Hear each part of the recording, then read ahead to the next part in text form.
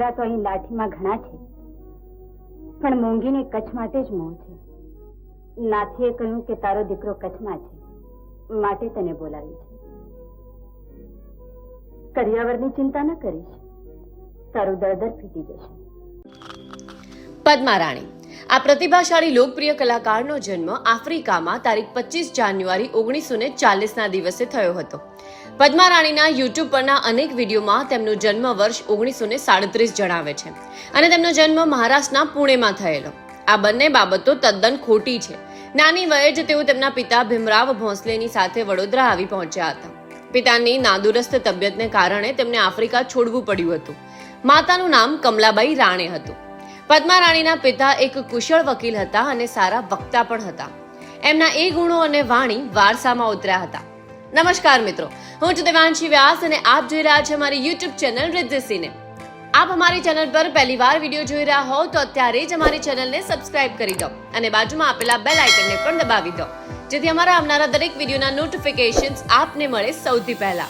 સાથે જ અમારા ફેસબુક પેજ અને ઇન્સ્ટાગ્રામ આઈડીને લાઇક કરવાનું ભૂલતા નહીં. વડોદરામાં શિક્ષણની શરૂઆત થઈ, પરંતુ નાનપણથી જ ચલચિત્રો અને નાટકોનો શોખ, એટલે અભ્યાસમાં પૂરું ધ્યાન અપાયું નહીં.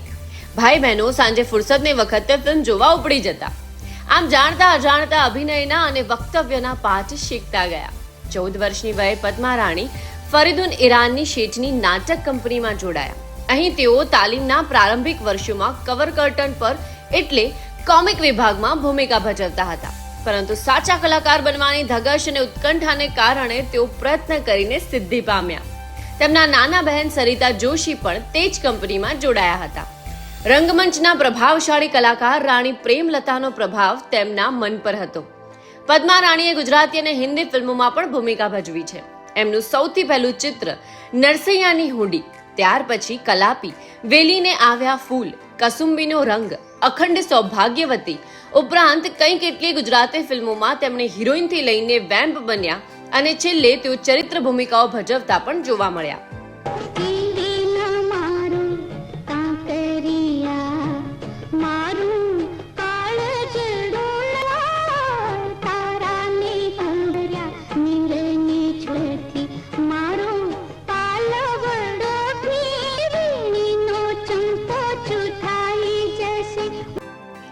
તેઓ બ્લેક એન્ડ વ્હાઇટ ફિલ્મોથી રંગીન ફિલ્મો સુધી સક્રિય રહ્યા હતા.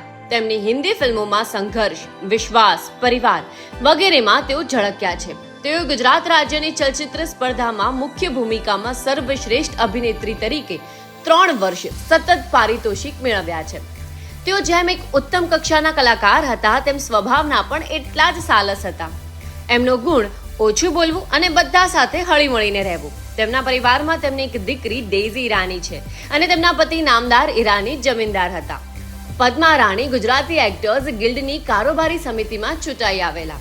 જ્યારે ગુજરાતી ફિલ્મોનો ઇતિહાસ લખાશે ત્યારે આ અભિનેત્રીનું નામ પણ અચૂક આવશે.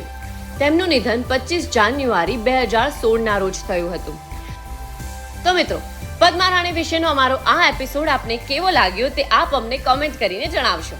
સાથે જો આપને અમારી મહેનત સારી લાગી હોય તો અમને સપોર્ટ કરવા નીચે આપેલા સબસ્ક્રાઇબ બટનને પણ દબાવી દો અને બાજુમાં આપેલા બેલ આઇકનને પણ પ્રેસ કરી દો, જેથી અમારા આવનારા દરેક વિડીયોના નોટિફિકેશન્સ આપને મળે સૌથી પહેલા. સાથે જ અમારા ફેસબુક પેજ અને ઇન્સ્ટાગ્રામ આઈડીને લાઇક કરવાનું ભૂલતા નહીં. Bye bye.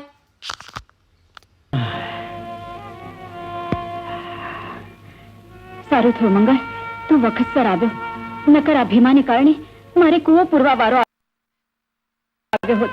કમળા, સ્ત્રીના શિયળની રક્ષા તો ખુદ ભગવાન કરે છે અને એ જ ભગવાનને ભરોસે મૂકીને આજે મારે જવું પડશે.